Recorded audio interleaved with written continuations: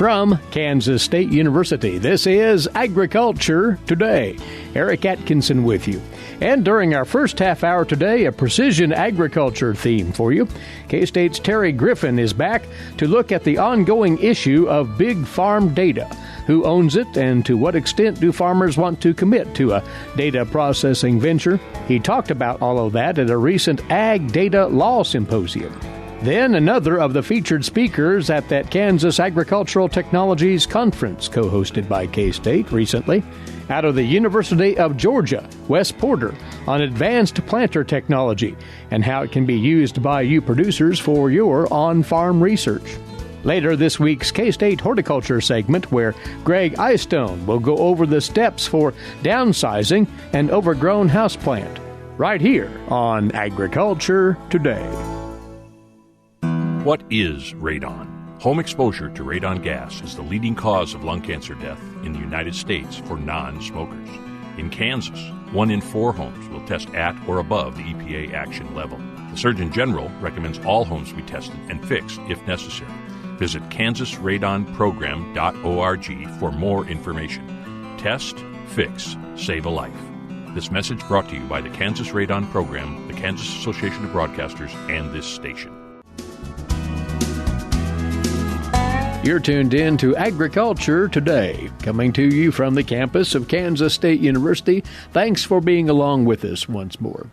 Well, we've yet more perspectives on the field of agricultural technology advances and the things associated with that topic, as Terry Griffin has rejoined us. Terry, as you know, is a research and extension precision agricultural economist with K-State, and he is fresh back from a rather significant meeting in Texas, in Fort Worth to be specific. This was hosted by the Texas A&M University Law School, and it got into the issues from a legal perspective when it comes to big data in agriculture. And you said this was a rather thriving exchange at this particular meeting, Terry. It was. So we got there the evening before and met with the law students and discussing not only our perspective of farm data and big data issues.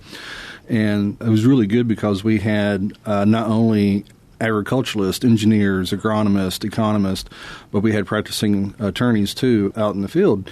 And so we had different perspectives of farm data today as well as into the future. And we had some lively discussions.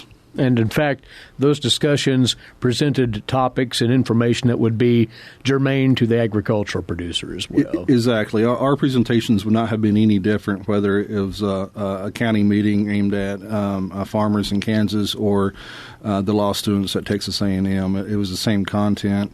When it became my turn, I was on a panel with Raj Khosla, who's an agronomist at Colorado State. And Raj and I have been interacting, working together for 15, 20 years. And it was a really good discussion. So it was a really good day. So let's stay on that session that you were participating with along with Raj Khosla out of Colorado State University.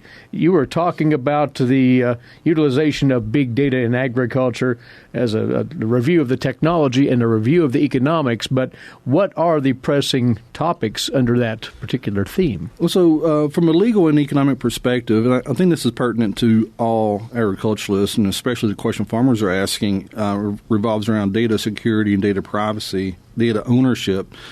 You know, on your show before, I've shared the work that Ashley Atkinson and Paul Geringer and Shannon Farrell from Oklahoma State and I have been working on. And that group of agricultural attorneys would tell me that, you know, data is intangible. It doesn't fit well in a nicely defined ownership laws. And therefore, data itself may not be, we're not able to own it, so we resort back to contracts. So, you know, I just reminded the law students something they already know is that contracts take precedence over most anything else. But then, you know, I presented the economic idea of private and public goods. So a private good in economic sense is something that I can exclude someone else from, but it's also something that if I consume it, no one else can. And so let's think of it as, you know, at the meeting last week, they gave us really nice coffee mugs. So if I filled it up with coffee and I drank it, someone else couldn't drink it, and I could exclude others. That's a private good. I own it. The opposite is a public good. and something I cannot exclude anybody else from enjoying. And if I consume it, someone else can also equally benefit from that. The classic example is national security. Any individual can consume it but not exclude others from it. And I challenge the group to think about where does farm data fit in those definitions. And reluctantly, people agree that it's not a private good from an economic perspective, but it favors more closely to a public good than a private good. And it might be somewhere in the middle, maybe a club good is the economic term for that. But that was a big part of the discussion. Who owns farm data? Who can? And what does it mean if we cannot own it? And I'm doing this type of research to get a better idea of the valuation of farm data. And the question I get asked, I guess, most often is, who will be those who are still in this game? Who will still be participating in farm data industry 10 years from now? And, so we have lots of players, but the reality is we don't expect all of these groups from the private sector, the groups you think of that are attracting venture capital, to still be viable in 10 years. One of them will be a winner, and the other ones will be either acquired, merged, or otherwise just leave the industry. So that was something else I presented to the group and trying to challenge them to think about how cooperation among the existing players will play out. Well, in that analogy, if you will, Terry, is the agricultural producer a winner? And you brought up the question, what does all of this mean as far as the producer's stance in regard to owning data or having control over data? So where does the producer fall in all of this? So the quick answer is that I do not believe that the agricultural producer will be the ultimate winner. The idea is that today there is a pie, if you will, and every player at the table gets a different size piece of that pie. Well, if this big data in agriculture concept works out, this pie should get bigger, okay? And now we're going to renegotiate who gets how big of a slice. And we may even add people to the table, so it might be more people at this table, more players. And hopefully that pie that the agricultural producer gets won't be any smaller than it is today. The reason I say that is one of the things that I did present is the concept of primary and secondary uses of data. So yield monitors, soil sensors, all these technologies have a primary use of data. A farmer has a yield monitor to document yields within the field. That's the primary use of that technology. That's why the farmer adopted it. The secondary use of that same data, the reuse, think of it in the community. Okay, if you have yield monitor data, not just from one farm or one field, but from millions of acres across thousands of farmers, there are some other really cool things that can be done with that. Well, for the most part, those models don't directly benefit the farmer. They're going to be models that the outcome will benefit those who are running the models. It could be the manufacturers, it could be the retailers, it could be the data platform. And so the secondary uses is where venture capital is chasing the farm data industry. And those models are designed to benefit those who control that flow of data rather than the producers themselves. But that being said, the producers will need, at least now and today, a incentive to participate in those systems. So the benefit to the producer may be more of their incentive to participate rather than the ultimate winner. And the incentives to participate will be in the form of how big data will improve their lot economically. At least a perception of that would be required, I think. So one of the things that I think is driving a lot of farmers to make that decision today is the fear of missing out. Yeah. They've been convinced that if you don't join these groups now, then all is lost, and there won't ever be another chance to do so. The fact is, the data platforms are in a race with each other because it's sort of a winner-take-all scenario, and they're trying to convince farmers to join sooner than later. But the fact is, agricultural producers should not feel like they're in a hurry to join all of these. Because think of it this way. There's, let's say, 100 groups out there who are trying to become successful farm data platforms. And in the long run, we're probably going to have less than 5. Okay, so if you randomly choose one today, you get about a 1% chance of getting it correct. And if you choose incorrectly, in 18 months, you'll need to join another one. So it's in farmers' best interest to wait and see when the benefits clearly outweigh the costs of joining these platforms. And the answer should present itself in due time, and if it's not already. So I do encourage folks to relax, make a good decision. It's an evolutionary process. It is. So it'll take time. By the way, before we let you go, Terry, you will be sharing similar thoughts on the economic side of precision agricultural technology, along with your colleague here at K-State, Beth Yeager, at that upcoming Women Managing the Farm Conference here in Manhattan next week, co-sponsored by K-State Research and Extension. So you'll be imparting similar things there? Similar things will be there. We'll present early afternoon on Thursday the 13th. We're going to break this down a little bit, talk about generational attributes. How millennials and baby boomers and Generation X differ from one another, and how multiple generations on one farm are different than sole proprietors of each of those generations. So I think it's going to be a fun presentation. We'll discuss how multiple operator farms have higher net farm income. They also have more acres than sole proprietor farms, so that's part of it. But we do a really nice breakdown of technology across generations. One of many great reasons to attend the Women Managing the Farm Conference, as Terry says, February the 13th and the 14th, Thursday and Friday, at the Hilton Garden Inn and Convention Center in downtown Manhattan. If you'd like more on that specifically, womenmanagingthefarm.com. Well, Terry, thanks for bringing back some of the things that were talked up at length at this Texas A&M Law School Symposium on Big Farm Data last week in Fort Worth. Always appreciate your time. Thanks, Eric. Precision agricultural economist Terry Griffin of K-State Research and Extension. He was invited to speak at that program. After the break, more precision agricultural technology talk, this time from a presenter at that Kansas Agricultural Technologies Conference several days back. You're listening to Agriculture Today. Legal and financial concerns surround the day-to-day management of the agricultural industry. Producers, ag creditors, and USDA agencies rely on Kansas Agricultural Mediation Services.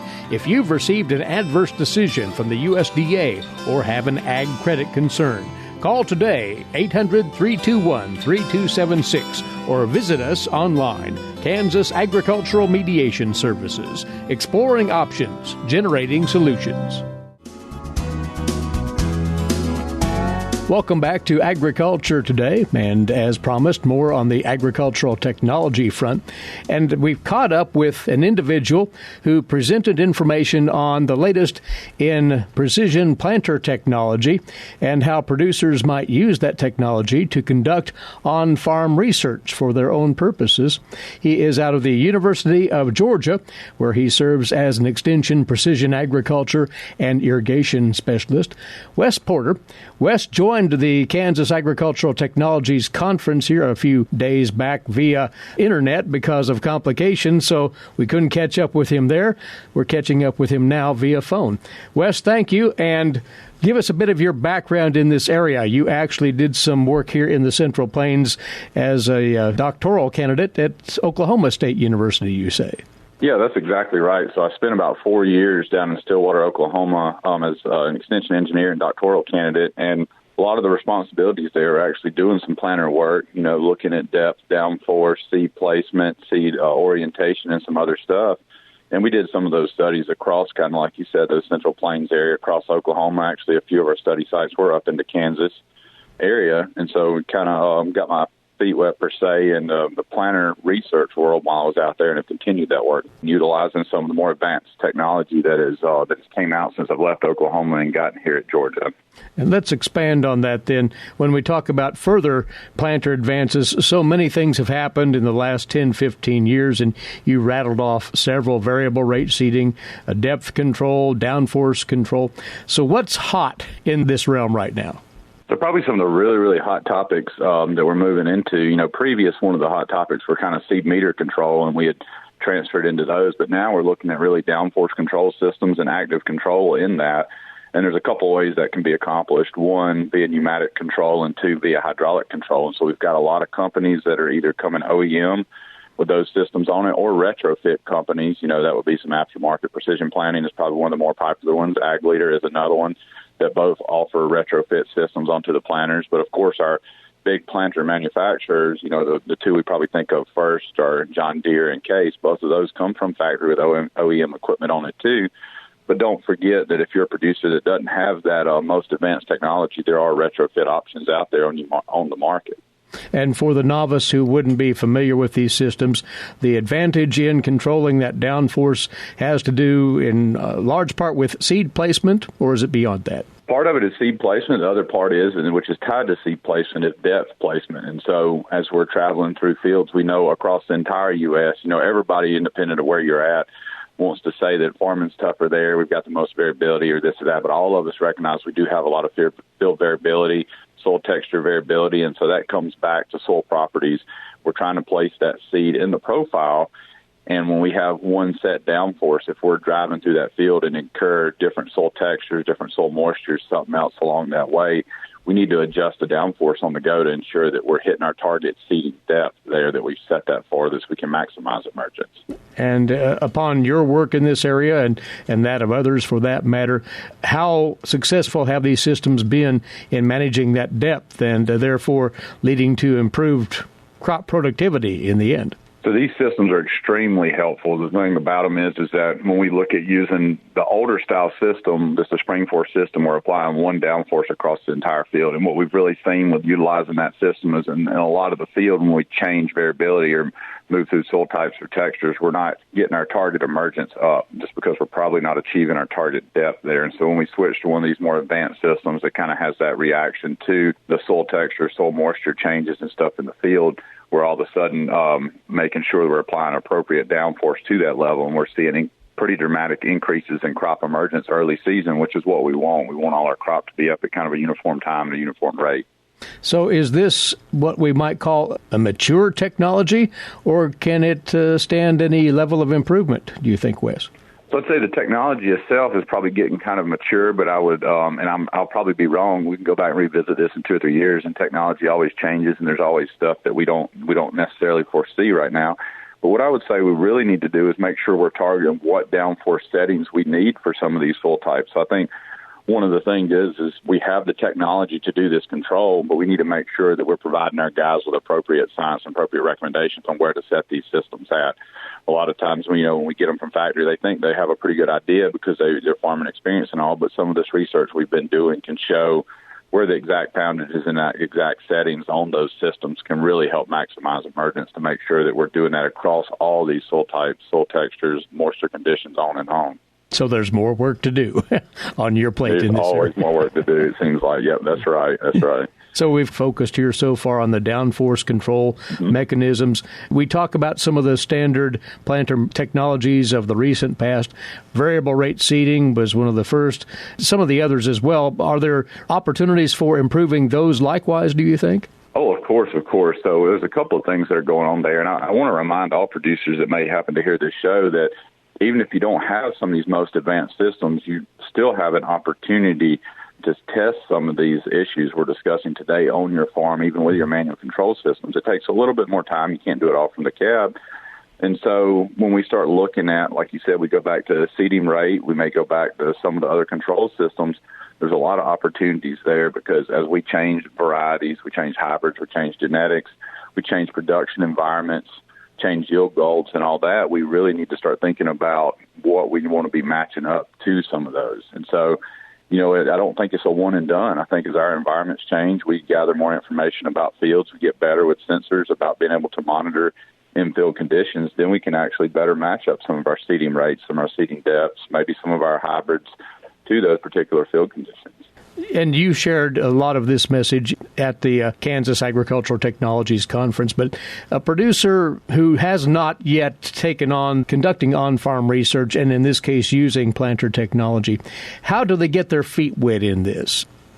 So I think that depends on what level of technology they currently have adopted on their farm, and they just need to ask the question, what my biggest problem is at the time of planting. What do they feel like that problem is?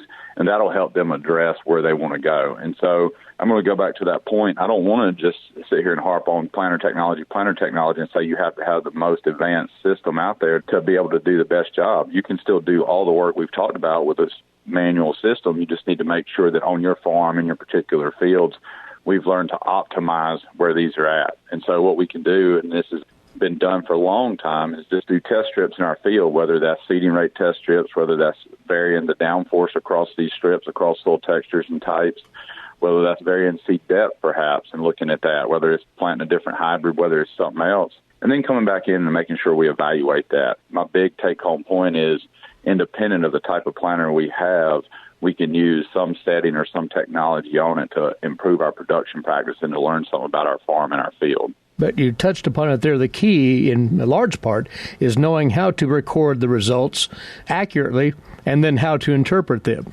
That's right. It's probably a lot of stuff that they already do. It's just actually bringing that data back in and looking at it. And so we do have a more advanced control system. Usually we're creating files that we can actually go back in and look at after we've done with our planting operations. And then when we go back at the end of the year with our harvesters, if we've got yield monitors available, we can look at.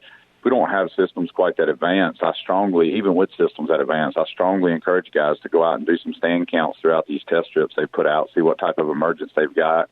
Are we observing any differences in emergence across them? Which ones has maximized that for us? And then at the end of the year, and there's a lot of other factors that will go in. I can't say yield is the end-all, tell-all, but it's always good if you have the availability to get out there with some weigh wagons or get out there with a yield monitor and just try to see, what happened and what some of these treatments may have done to you from the yield perspective also. Very good. And Wes, before we let you go, looking to the somewhat immediate future, what's the next big thing in planter technology? Is there anything hovering out there on the horizon that we've yet to see? Yeah, so there's a couple of things coming. I briefly mentioned this during the meeting in Kansas there, but Precision Planting is releasing what's called Smart Depth now, where you can have some on-the-go depth control. I think that's a really cool technology. I think that's at a limited release on the market now, probably fixing to be full release. I know John Deere's getting ready to release some more automated control systems on their planters, looking at better downforce control, potentially some depth control stuff coming, I think, across the market as retrofit systems there. And another thing is we're starting to do a better job, one of the few that's out there now, but I'm sure we'll see more, is Precision Planting Smart Firmer. And so what that does is actually measuring soil moisture and organic matter on the go and making determinations on where we need to place that seed. So we're starting to get on that cusp of we're really doing a good job with sensors in the field measuring what's happening during planting. And then we're starting to get some control and feedback loops for that we can make adjustments, real-time adjustments and changes on that entire planter system for that. Well, the technological advances continue to impress as we go on year by year. Wes, we appreciate you taking a few moments to share the message that you passed along earlier at that Kansas Agricultural Technologies Conference. We deeply appreciate your time. Yes, thank you. He's an Extension Precision Agriculture and Irrigation Specialist at the University of Georgia, and once more one of the presenters at that conference, co-sponsored by CARTA and K-State Research and Extension in late January. That's Wes Porter sharing some of the thoughts he passed along there on how producers can use advanced planter technology for on-farm research. You're listening to Agriculture Today. We'll return in a moment on the K-State Radio Network. While many people know hunger is an issue in developing countries, it is also a problem in our own backyards. In 2010, 1 in 7 Kansans struggled to put adequate food on the table. 2 K-State Research and Extension programs are tackling this problem. The Family Nutrition Program and Expanded Food and Nutrition Education Program reach thousands of Kansans in more than 70 counties. They learn how to eat healthy with a low budget. For more information about these programs, visit ksre.ksu.edu.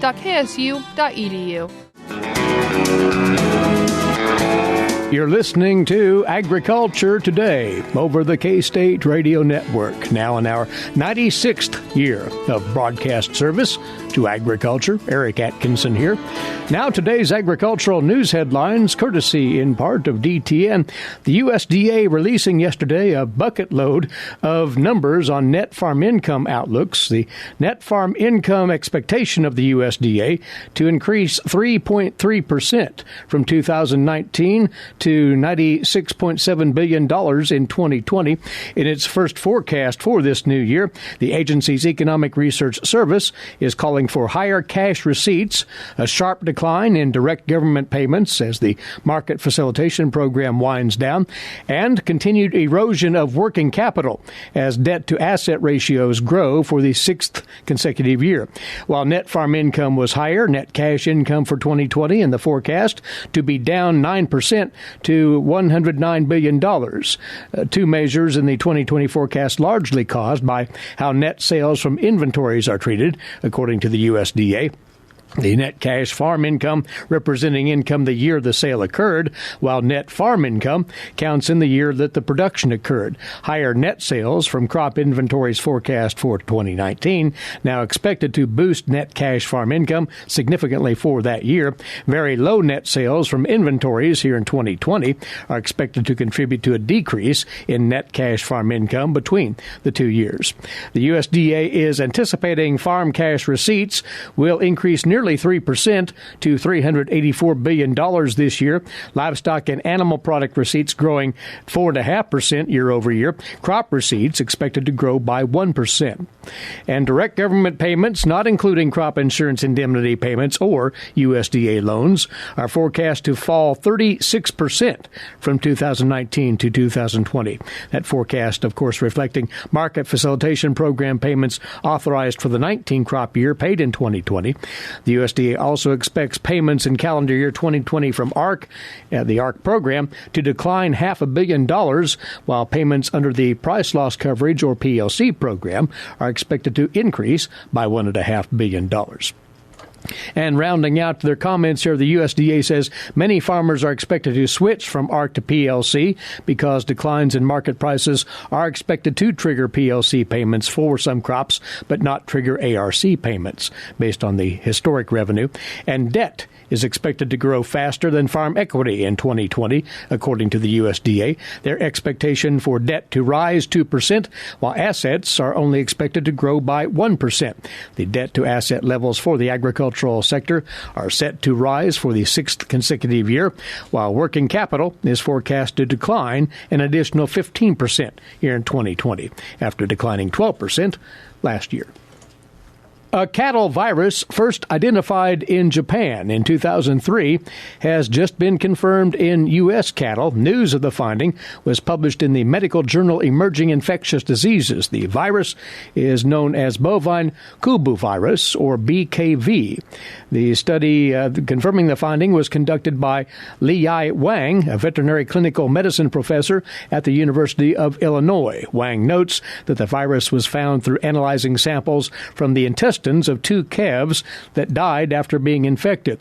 Using microbial DNA samples and sequencing that, he was able to make the connection between the virus in Japan and the virus in those calves.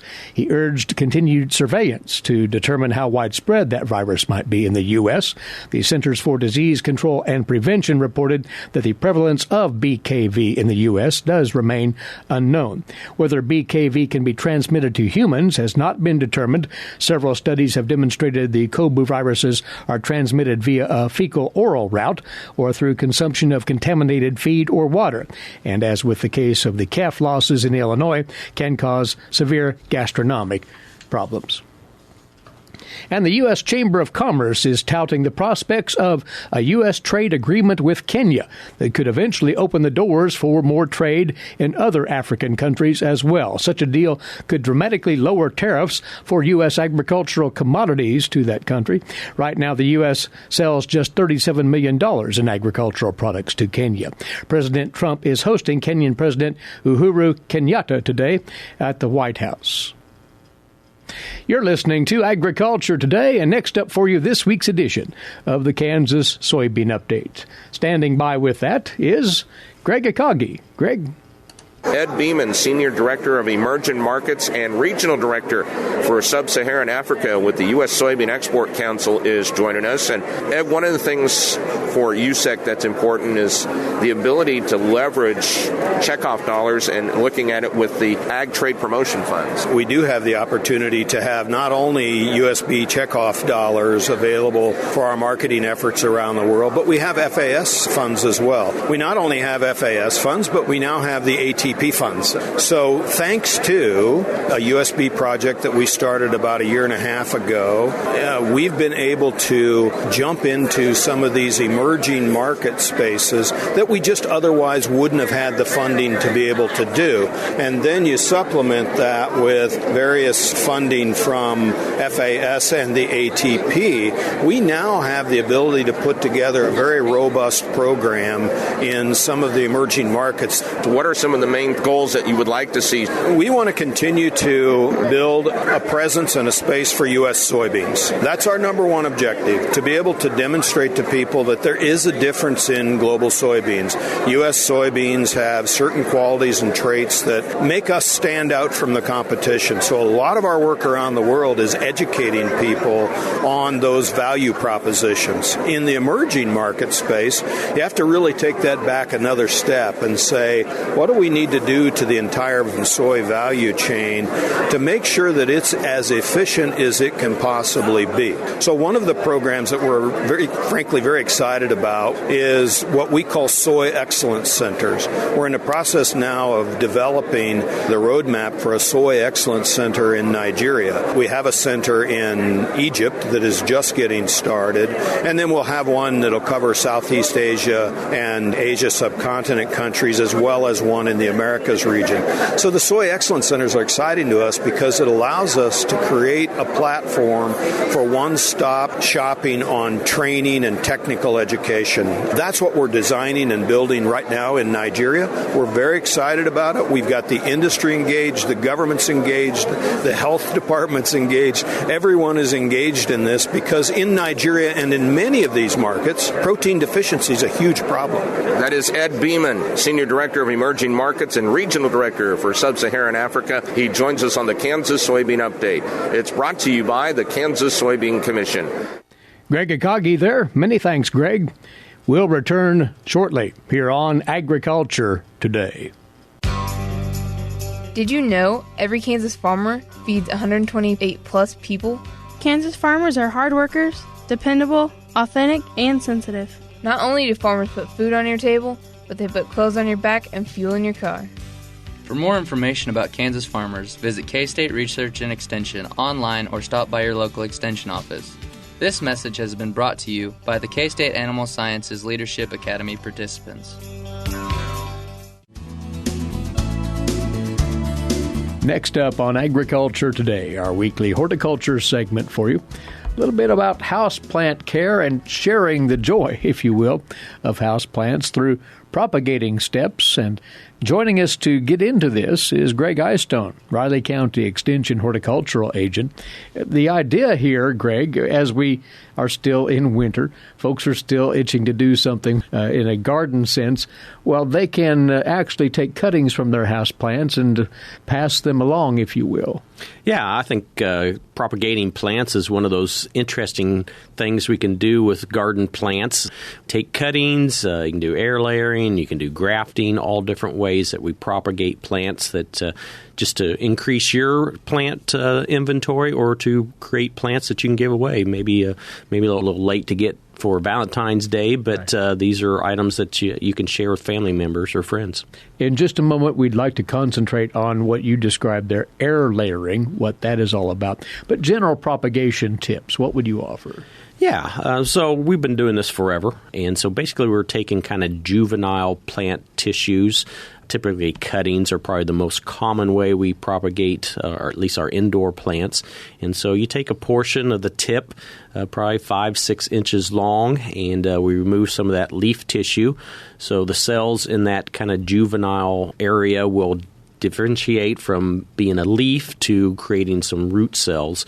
And so generally we can just take those, remove the leaves, put it in some moist media, Probably the key for any of this propagation is humidity or moisture. Can't let these tissues dry out while they're switching gears, if you will, from whether it be a leaf or a bud into some root systems. And so keep that in some moist media. Lots of ways of doing it. I like to use probably just a plastic bag over the plant to create that humidity, keep that moisture. And temperature is a factor, too. A little bit warm, 70, 75 degrees, you'll get a little quicker response. And so temperature and humidity are the keys probably for our propagation techniques. But beyond that, just taking a clipping and putting it in a suitable medium. Creates a stronger root system for once you go ahead and maybe repot that up into another container, a new plant. Oftentimes people have done in the past, put it in water, take these stems and just stick it in water, and they do create roots.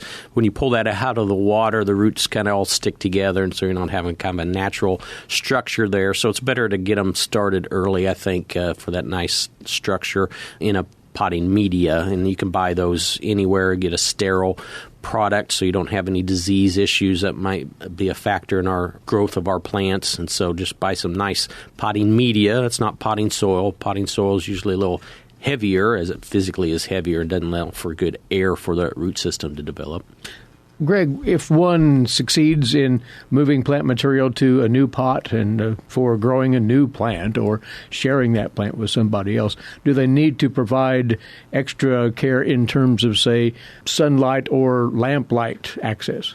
So when you take your cutting, it's kind of in a resting stage, changing gears again. So some indirect light is probably good. Definitely don't want to put it in full sun where it might get hot. Again, if we're putting a plastic bag or something over that and it gets full sun on that, it may get a little too hot.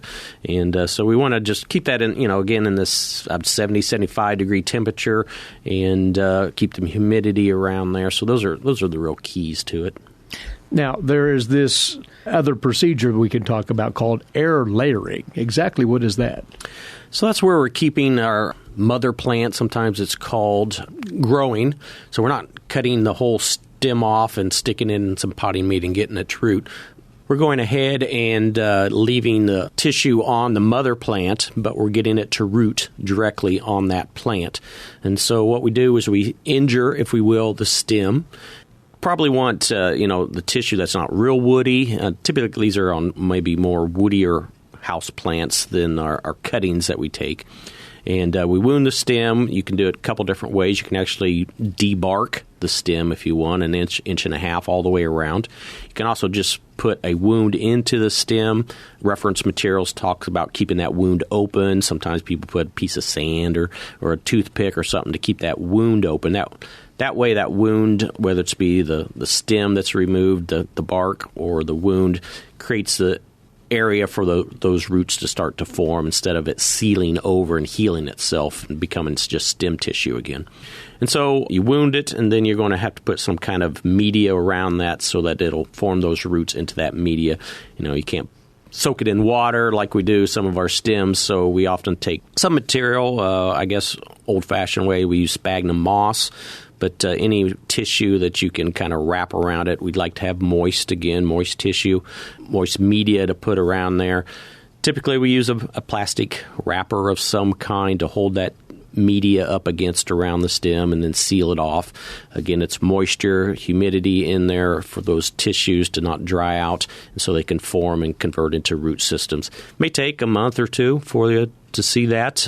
Basically, you just watch if you use a clear plastic material, then you can see the roots start to form.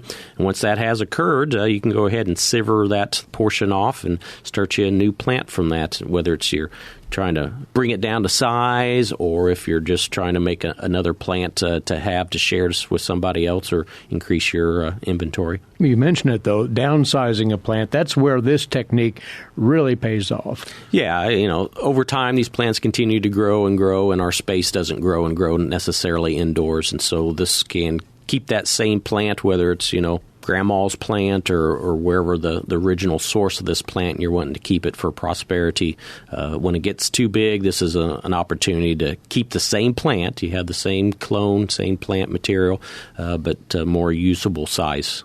folks may be a little apprehensive about air layering, but you'd encourage them otherwise, that you're not going to harm the original plant. Yeah, for the air layering, if you just take a side branch, which is probably the more size that you want anyway, your mother plant, still fine, still viable. It's not going to harm that at any way. Just like you take cuttings off any of these plants for rooting in some potting media, you're not harming the mother plant, and you'll still have that as backup in case things don't work out. And incidentally, there's an article that fully outlines this air layering approach in the most recent K-State Horticulture newsletter, which you can find online. So if you'd like to review those steps, why, go check that out.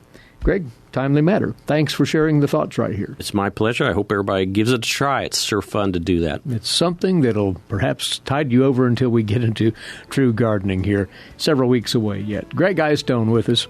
Gregg is the Riley County Extension Horticultural Agent on this week's Horticulture segment. And with that, our time's away for today. Thanks for tuning in. Eric Atkinson here. This has been Agriculture Today over the K-State Radio Network.